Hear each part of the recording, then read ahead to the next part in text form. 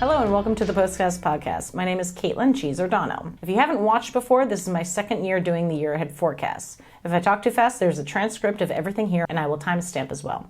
The Postcast Podcast has ended up being a regular astrology prediction podcast, but my Instagram at kates.perspective, that's CAITS.PERSPECTIVE, has ended up being the place where I follow up on my predictions to see where my conclusions made sense or not. Usually my not parts are not addressed, admittedly so. I found it has been much more difficult than I initially thought to follow up on accurate predictions and inaccurate predictions. A lot of stuff comes out later on, and a lot of stuff doesn't make sense until enough time has passed. So I will admit that this is not a perfect title, but hopefully you will enjoy my honesty as I humbly learn astrology in the public sphere. You can also follow me on Facebook at facebook.com/katesastrologyperspective. If you follow me there, you can watch as I track news stories and how it corresponds to my predictions as best as I can follow it based on a busy modern life. If you're interested in learning how I learned astrology, just listen to the Astrology Podcast by Chris Brennan. I practice astrology using the tropical zodiac, and I use the whole sign house system, not Placidus like most apps will default to. I use Eastern Standard Time up until October. After October, I use Greenwich Time, which I explain in the January 2023 episode. All of this is mundane astrology, which means I am not talking to one zodiac sign unless specified. Mundane astrology deals with how the transits in the sky affect worldwide events. Not just your life or where you're from, but how it would translate to the world. Most of the time when I am reviewing the current astrology on Instagram and Facebook, I will mirror it with the news headline. Another thing I wanted to mention is that I am only human, which means that it is absolutely impossible to disregard confirmation bias. I recognize that I could be seeing this all through my own lens, though I try to be as objective as I can. In addition to that, we all have personal biases, whether we want to or not. I do try very hard to step out of my own shoes to see what other people could see as good or bad, although I won't get right all the time. And sometimes I will flat out call myself out. We cannot change our perspectives, we can only empathize with others. What comes to me is I interpret the current astrology as what I write, pretty much unfiltered. Many people won't like that, but I would rather be honest than be so careful that I don't say what I am seeing.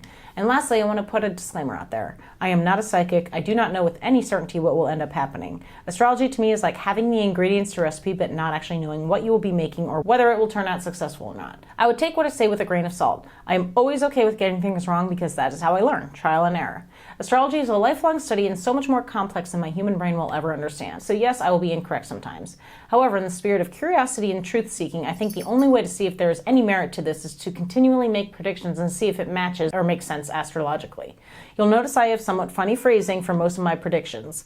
I start with the transits, then some keywords, and then I take a shot at synthesizing the phrasing with the world as we know it. There are many different keywords for the planets, signs, and houses, so I kind of just take an idea or two from each and run with it, which leaves plenty of room for error since I am not stating every possibility. As you study astrology more and more, you will understand why I might have different keywords for the same planet in two different transits.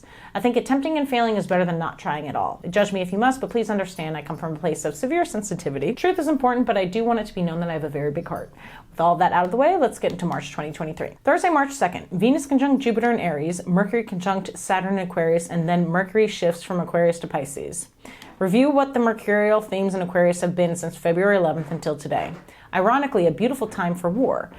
Perhaps something peaceful has been decided, coming together for justice in war, which could mean peace or a truce. Communication amongst the masses of people could be limited. I could easily see a blackout in communication online. No one will be fooled. Mercury shifts into Pisces, which means that the collective consciousness would be hard to deny. Like a blackout on all communication with people singing, "Just give peace a chance." There's a beautiful chance for us to all come together for a greater good that we all actually agree on. I've recently, writing this update on January 27th, been seeing news articles and video clips about how vulnerable our energy grid is, especially after the attacks on the energy substations in North Carolina in December 2022. I thought it was quite interesting to see that I wrote that I could easily see a blackout in communication online. With Pluto entering Aquarius within the month, the next 20-ish years are going to see enormous transformations in our energy, technology, and internet. I mean, even without astrology, wouldn't you think that there's a good chance that within the next 20 years there would be a significant cyber attack that would be extremely detrimental to society? Not to mention the internet is having its Saturn return in Aquarius. There's so much more to unpack on this topic over time, but if I'm looking at this short term, I definitely see good things, Venus and Jupiter, in war, athletics, or competition, Aries. Mercury conjunct Saturn gives me the feeling that communication, Mercury, could be shut down, Saturn, online, Aquarius. I've been thinking more and more about my understanding between Aquarius versus Pisces. If one of the key phrases for Aquarius is large groups of people, and a phrase for Pisces is collective consciousness, that often sounds very similar to me and somewhat hard to differentiate. After deeply studying astrology for the past 3.5 years, I've learned to understand the legitimate overlaps in keywords, but sometimes it can be too vague to the point that I think needs clarification, or at least that I continue to try and clarify. Things that evolve in culture I see as Piscean. Inventions that are created at the same time are Aquarian in regards to the invention, but the collective consciousness and the irony of the same idea popping up at the same time would be Piscean. Pyramids being built around the world at the same time would be Piscean, not necessarily Aquarian, although if the pyramid involved a new technology, it would be Aquarian. And the part where it was built presumably by many people would be Aquarian. Large protests I see as more Aquarian. However, something like the George Floyd protests in 2020 absolutely had a Piscean quality to it because it permeated every bit of life seemingly around the globe for a period of time. So with Mercury shifting from Aquarius to Pisces, I see it as communication shifting from the masses of people, protests could be an easy one, to communication and collective consciousness, the heavy feeling among people about what is changing. There's definitely a Venn diagram between the two, but Mercury in Aquarius is saying it out loud, whereas Mercury in Pisces is just understood by us all. Hopefully that comparison between Aquarius and Pisces helps to make sense of why I said, like a blackout on all communication with people singing "Just Give Peace a Chance." There's a beautiful chance for us to all come together for a greater good that we all actually agree on. I must admit, half of the fun of astrology is putting words together based on what you see in the sky, so honestly, even if this doesn't manifest this way, it's fun for me to just put the puzzle pieces together from my astrological perspective. It's an art whether it happens or not. That is such a Piscean thing to say, and I wrote this part on the day that Venus went into Pisces. While none of the transits on this day are rare, it is more so interesting that they are all happening at the same time, noting that it could be a much more mundane day than I just described. However, the first day of the month always gets too much attention when I sit down to write horoscopes. Libra rising, good things in partnerships, romantic partner or business partnerships. A stop in communication about what brings you joy or a limitation on the discussion about kids, and then discussion about your daily life, health, pets, or day job. One interpretation could be that maybe you and your partner are doing great and decide to hold off on having kids. It could also be the reverse. Maybe things are going so well that you and your partner decide to have kids. Soon after this decision, there could be a reevaluation about your day-to-day life. This could come through in so many different ways, so if this interpretation isn't hitting home, I can think of a million different combinations of possibilities. Monday, March 6th, the Sun in Pisces sextiles Uranus and Taurus. Focus on transcendence, creativity, distortion, or seeing things through a lens works with the sudden change in security. Is there a solution to a sudden shakeup in what makes us feel secure that works with what comes instinctually? This is another scenario that isn't a rare transit, in which case it can be less noticeable, but for whatever reason, my interpretation coming through deals with something that we rely on to be stable and secure, which suddenly operates differently, and the collective response is essentially a knee-jerk reaction. It's like losing your balance and your friend catches you from falling. A shakeup in stability followed by a clear focus on instinct. I can't think of how a clear focus on instinct, Sun in Pisces, would lead to a sudden shakeup in security, Uranus and Taurus, unless it deals with looting for food, if I want to be as exact as I can with astrology. Scorpio rising, your focus or highlight on kids or things you are passionate about flows with a sudden or unexpected change with your partner. Is your partner suddenly open to having kids? Do you and your partner have great sex around now? Do you and your partner really enjoy the same hobby? Do you and your business partner go into something that could be really fun? Tuesday, March 7th, full moon in Virgo and Saturn ingresses into Pisces. Review Saturn in Aquarius from December 2020 until today. Also, review Saturn in the signs it rules, Capricorn and Aquarius, from the end of December 2017 until today and what those themes are. Manifestation in perfection. Limitation, discipline, restriction, or oppression shifts from the masses of people to their consciousness. An obsession with controlling our minds? I know that sounds extreme even for me, but those are just the keywords I'm pulling. For the next 3-ish years, Saturn will be in Pisces, so this shift is significant. Also, this will be the first time Saturn will be in a sign it doesn't rule since the end of 2017. It will be here until 2026. Whereas Saturn represents walls and stopping or limiting, and Saturn had been in the signs it rules for the last 5.5 years, Pisces, where Saturn is going to, is a water sign. I feel like the theme of the next few years will be like that dike in Holland, walls versus waves, fully being put to the test. An attempt for something to be stopped, but will likely inevitably come to light. A perfect limitation on what can be known. If something is censored perfectly, we won't even notice it. That can have very scary consequences at its worst manifestation. At the best manifestation, there could be a very real effort in society trying to expand its mind, but how likely is that? For reference, if you are interested in learning about past Saturn and Pisces time periods, here are the last ones in the 20th century. In the 1930s, Saturn was in Pisces from February 14th, 1935 to April 25th, 1937, and then from October 17th, 1937 to January 14th, 1938. The next time Saturn was in Pisces was from March 23rd, 1964 to September 16th, 1964, and then from December 16th, 1964 until March 3rd, 1967. In the 1990s, Saturn was in Pisces from May 21st, 1993 to June 30th, 1993, and then again from January 28th, 1994 to April 8th, 1996. As a little side note in regards to what I noticed when reviewing Saturn and Pisces timeframes in history, I thought it was interesting to note that the Grateful Dead formed in 1965. In 1995, they broke up because Jerry Garcia died. And now in 2023, this will be the last Dead and Company tour, which I know because I'm John Mayer's #1 fan. Saturn seems as far apart from an idea like the Grateful Dead as I can fathom, but Pisces definitely makes sense. I don't entirely understand the correlation, but thought it was notable with the timing. I mention it not because correlation equals causation, but because I understand that I don't and won't know everything about astrology, but I thought it was necessary to mention. Also in the 1930s, America had the drought in the Dust Bowl. In the 1960s, England had one of its worst droughts ever. In 1996, America had its worst drought since the 1930s. I expect there will be a significant drought coming up in the next 3 years. This one makes sense with Saturn restricting water, Pisces. For Cancer rising, manifestation of detailed feelings for siblings. Restriction on legal topics for the next 3 years. Does a sibling end up going to jail? If not that, perhaps a manifestation of feelings for community or neighbors is very deliberate. Perhaps you end up going to a local college for the next few years. If not that, maybe you find the perfect new ride for transportation, but the cost could limit how much you would like to ideally travel. Wednesday, March 8th, Saturn enters its shadow period from today until June 17th, 2023. Begin paying attention to the Saturnian themes in Pisces that are playing out from now until June 17th. This topic will be reviewed or emphasized with diligence from June 17th to November 3rd or 4th-ish, 2023. It will be resolved in an official sense between November 3rd, 4th-ish, 2023 until February 7th, 2024. Thursday, March 9th, Neptune enters its shadow period from today until June 30th. Begin paying attention to the Neptunian themes in Pisces that are playing out from now until June 30th. This topic will be reviewed or emphasized because of confusion from June 30th to December 5th or 6th-ish. It will be resolved or cleared between December 5th, 6th-ish, 2023 until March 26th, 2024. I can't tell if I'm just not able to see the outer planet retrogrades or if there is just a different way to look at these retrogrades. For the past 3.5 years, I keep using the above keywords, but I'm not sure how useful it has been. The stationing days or degrees are usually notable, but personally, I just don't see the topic, review, resolve formula working most of the time. So mostly I'm just keeping track of these dates for documentation, but if you can tell me what you're able to notice with outer planet retrogrades, I am all ears. If it's not topic, review, resolve, is it the opposite of what the planet represents? Is it just an intensity for that long period of time? I'm still trying to figure it out. On Saturday, March 11th, Venus in Aries sextiles Mars in Gemini, and Mercury in Pisces sextiles Uranus in Taurus. Love, cohesion, beautiful aesthetics, unification, and warlike or physical things works with action, severing, arguing, communication, and communication and collective consciousness, transcendence, creativity, distortion works with a sudden change or something unexpected that makes us feel secure.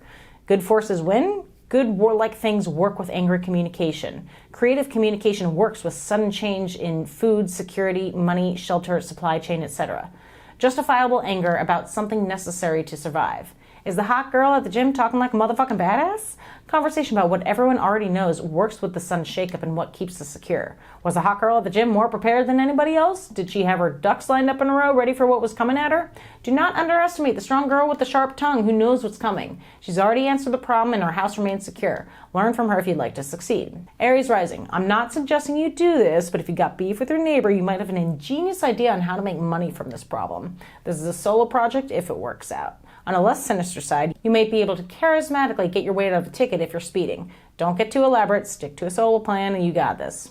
Tuesday, March 14th, Mars in Gemini squares Neptune in Pisces. Action, anger, or arguments and communication is at a turning point for dreamy distortion in a good sense. The anger and communication comes from a righteous place among collective consciousness. I'm really feeling a lot of unification here coming from a place of verbal anger. I feel like this could manifest as something that feels like you get pushed into, but that push was necessary to fall into your creative place. Take the leap of faith today. Gemini rising. You've probably been hot-headed since late August, September-ish. Maybe you've been more aggressive than you usually are. You certainly aren't hiding anything about yourself. All of this aggressive conversation might push your career in a direction you don't even know you're pushing in. It almost feels pointless to tell a Gemini rising to watch their mouths, especially with Mars present in Gemini. In this case, accepting the fact that a Gemini rising is going to talk however they want, be prepared for the unintended consequences of what will come of your career. It could be a really creative turn or it could be a very lost turn. Creativity and feeling lost are both Neptunian traits. It just depends if you can harness the Neptunian energy positively or negatively. On Wednesday, March 15th, the Sun will be conjunct Neptune in Pisces. It's like the idea of something becoming too popular and losing its appeal. The focus of collective consciousness is overshadowing the distortion of truly creative weirdos. It's like the art teacher talking about the next project that will be really creative who doesn't seem to notice the creative kid in the back of the class working on something that's like very existential. If there is too much focus on being different, the most impressive art won't come out. Today is not a day to listen to those who preach about creativity. Today, forget what the leaders say and trust your own gut. It's a perfect day to get creative however you see fit. Taurus rising. It's possible you could be too focused on getting attention from large groups of people or audiences rather than being focused on the creativity you can bring. The best choice is to wait a few days until the Sun leaves Neptune so that you can focus on and highlight your creativity among audiences. Today seems like a day you are too fixated on the number of followers rather than what you can do creatively to gain more followers, literally or figuratively. Thursday, March 16th is a loaded day. The first thing to mention is that Mars will cover its retrograde shadow in Gemini. So what that means is that whatever Mars-like topic that came up from September 3rd, 2022 until October 31st, 2022 should have been reviewed from October 31st, 2022 until January 12th, 2023 and resolved from January 12th, 2023 until today. On March 16th, Mercury will also be conjunct with Neptune in Pisces, which means that communication about collective consciousness, creativity, meditativeness, transcendence, aliens, or distortion is very murky and hard to decipher, but very inspirational. Today would be a great day to meditate. Later on, we have the Sun in Pisces square Mars in Gemini. Focusing on collective consciousness, creativity, meditativeness, transcendence, aliens, or distortion is at a turning point with anger, action, or arguments in communication. Are people starting to wake up, or are they deceived by the Piscean feel? Then Venus in Aries squares Pluto in Capricorn, which I interpreted as people uniting against the powers that be. And finally, Venus will ingress into Taurus. I always like to try and look back to see what the theme was once a planet ingresses into the next sign. In this case, it's about reviewing what Venus in Aries was like from February 21st until today. Moving forward with Venus and Taurus, I might expect to see beauty, cohesion, aesthetics, or unification and warlike tendencies shifting towards beauty and cohesion and security. It's time to unite what helps keeps us safe versus what keeps us fighting. So if I'm trying to make sense of all of these astrological ingredients happening on one day, this might be what the recipe produces. There seems to be a unification amongst people against the powers that be. I worry about Mercury conjunct Neptune and Pisces because the correct information may get muddied. This seems to be a challenging time period where we unite against the authorities and have difficulty in trusting what is the correct information, but we also want to be wary of going too far down the rabbit hole. This time period will require extra attention to research whatever the problems are. We are all guilty of reading a headline and not digging deeper sometimes. Now is the time to read the full articles, corroborate your findings, look into the legitimacy of the sources, etc. The topic at hand is very important. Do not blow off your civic duty. People might be uniting against powerful institutions or shady government money, but we should all take extra care to be as certain as we can about the information we are receiving. Take nothing at face value right now. Aquarius rising, have you been taking one step forward, two steps back for the last 6 months in the area of life dealing with your kids or the things that you love to do, like music or art? Hopefully by now, whatever kept screwing up your plans in regards to these topics has been sorted out. Continue to chug along with the recent plan, which should be working. Be very careful with your money right now. Pay attention to your bank statements and make sure you review your purchase before clicking buy. You might be stressed about how you will afford something for your kids, or if you're childless, you might be trying to figure out how you can buy that next instrument or whatever it is that you need to buy for your hobby. Money is likely tight at the moment. If you have siblings, perhaps something good happened for them, but you find yourself a bit jealous? If not that, did you get a new car or new mode of transportation? Make sure to pay attention to the road or avoid any collisions, but you don't need astrology to tell you that. If not that, maybe you couldn't stand has moved and there's finally some peace and quiet. If none of the above, it could be a great time for writing your blog or online presence. Just don't stay too isolated for too long. It's great to harness the creative potential when it comes, but it's not good to be alone too often. Friday, March 17th, St. Patrick's Day. Today, Mercury in Pisces squares Mars in Gemini. Mercury is cazimi the Sun in Pisces, and then Venus in Taurus sextiles Saturn in Pisces. Communication about dreaminess, transcendence, distortion, seeing through a lens, creativity, meditativeness, aliens, otherworldly, psychic, or psychedelic topics are at a turning point in regards to action, severing, anger, or fighting in communication. This is all made more difficult with Mercury cazimi the Sun. Something good about what keeps us secure works to block the distortion. There is misdirected or confused anger. In order to be safe, there is an attempt to block some of the Piscean energy. As a side note, anything with Pisces or Neptune always confuses me because knowing that things are not as they seem, how do I know that I can see clearly? In which case, I will leave this more general, even though I have an idea of which way this will go. The first two transits definitely still make sense as misdirected anger, and then Venus and Taurus sextile Saturn and Pisces makes me think a bit deeper. Venus and Taurus screams luxury. With the sextile to Saturn and Pisces, we have to figure out how the rich and luxurious work well with blocking, limiting, or oppressing the collective consciousness. I think there's a good chance this will come through as the left and the right fighting, when it should really be the people versus the elite. Don't let them get the last laugh. Think your argument through. We're probably more united than we realize. Sagittarius rising. If you're house hunting with your significant other, you likely aren't going to agree at the moment. My advice would be to not make any big decisions today and to continue looking. Hello, Clyde. Another potential scenario for you today is that a parent might not be getting along great with your partner. It's possible you are leaning more on the parent's side in this conflict, but you might not be seeing your partner's full perspective. In the meantime, I would focus more on your daily routine to keep calm and collected. Hello, Clyde. Work out or take the dog for a walk, get your work done, etc. It might help with the tenseness at home if you take your mind off of things for a bit. With it being St. Patrick's Day, you might be trying to be productive with your day job while you work at home, and your partner might end up being a distracted, drunken mess. If you don't have a partner, perhaps you've been arguing with the business partner and it has been causing you to rethink if you can afford your home. You seem to like this job, but will it provide stability? On Saturday, March 18th, Mercury in Pisces will sextile Pluto and Capricorn. Muddied communication works in favor of the powers that be. Communication about psychedelics works with the transformation in government, or communication about aliens works with gradual change in tone from the government. Another possibility could be muddied communication works with shady government money deals. Is there some money laundering going on? Virgo rising. Communication with your partner works with the transformation in regards to kids. Is there a change of heart? I don't necessarily get a good or bad vibe from this as much as a decision that is finally made. If you aren't contemplating kids, perhaps you have better communication with your partner right now about what you enjoy in bed. If you don't have a romantic partner, communication with a business partner works with a total shift in what you like to do for fun. Be open to a suggestion of a new hobby today. Sunday, March 19th, Mercury ingresses into Aries. Review the mercurial themes in Pisces from March 3rd until today. Communication shifts from confusion to sharp-tongued. Watch your mouth for the next few weeks. Don't get cocky. The keywords here made it really easy to interpret. Mercury equals communication and Aries equals warlike. The nicest things to say aren't likely to be said for the next few weeks. Based on the current astrology, though, there might be a need for this harsher communication. Monday, March 20th, the Sun in Pisces sextiles Pluto and Capricorn, and then the Sun ingresses into Aries. Review the themes with the Sun in Pisces from February 18th until today. The focus on confusion still works for the powers that be. Later that day, the focus shifts from mystical, artsy, confused, or conspiratorial to focusing on cracking the whip down, war, anger, or high energy. They might be able to pull one last thing over our eyes before we all start to see what this truth is and everyone gets real angry about it. Pisces rising, focusing on yourself flows with the transformation of friendships. Pluto is at the very end of your 11th house. I expect you will have big changes in who you value as a friend soon. This is relative as Pluto is about to shift out of your 11th house and into your 12th house for the next 20-ish years.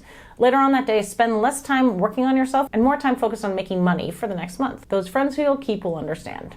Tuesday, March 21st, we have a new moon in Aries. Time to start something vigorously and energetically. It could be seeds for war or seeds for sports or something competitive.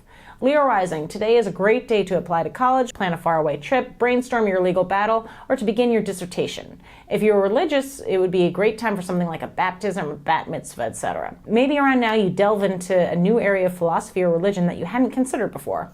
Roll with this new interest. Okay, here's the big one. Thursday, March 23rd, Pluto will shift from Capricorn into Aquarius from today until June 11th, 2023, giving us a sneak peek at what to expect when it stays in Aquarius next year.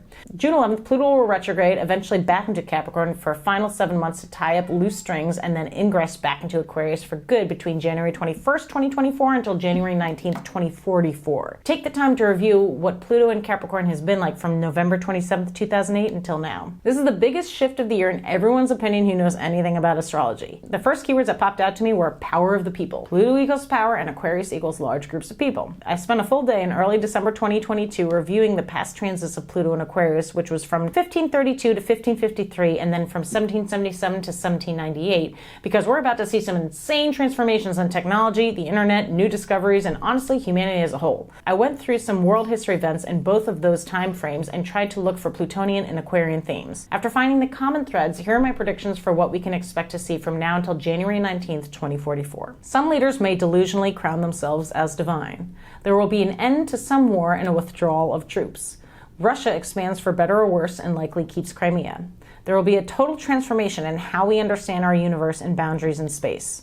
There will be big potential for the next seeds to be explored in magnetism, electromagnetism, and power. And finally, big ideas are creations in preventing disease.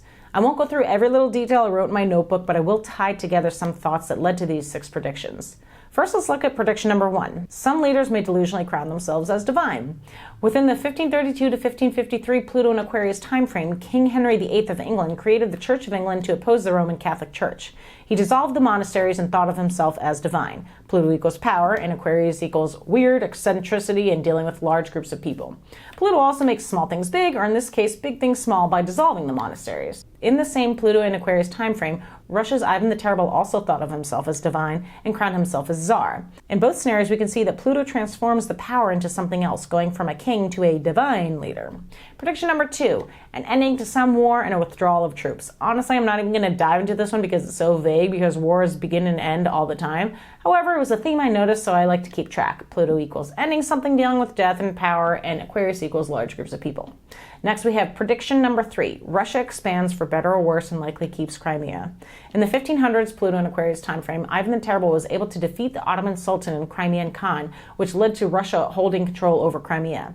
In the 1777 to 1798 Pluto and Aquarius timeframe, the Russo-Turkish War eventually ended with the signing of the 1792 Treaty of Jassy. I think I got those phrases right, which gave Russia control of the Black Sea coast and recognized Russia as the reigning power over Crimea. We can see Pluto equals power and transformation. Aquarius is co-ruled by Saturn Aquarius, which equals suddenly shifting, Uranus, boundaries, Saturn. It can also be seen as power, Pluto, over large groups of people, Aquarius. Based on the last 2 Pluto and Aquarius cycles, I believe Crimea will stay under Russia's power and will likely be officially recognized at some point in the next 2 decades.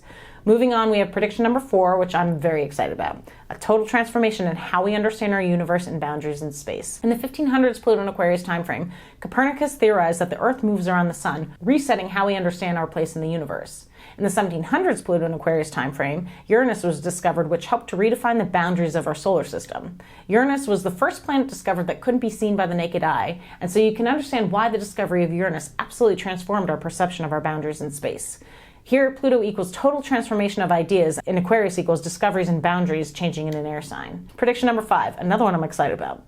Potential for the next seeds to be explored in magnetism, electromagnetism, and/or power. In the 1500s Pluto and Aquarius timeframe, the scientific revolution began, which led to the beginning of studying magnetism and electricity. In the 1700s Pluto and Aquarius timeframe, the ideas for the first battery were created. Pluto equals power, and Aquarius equals discovery.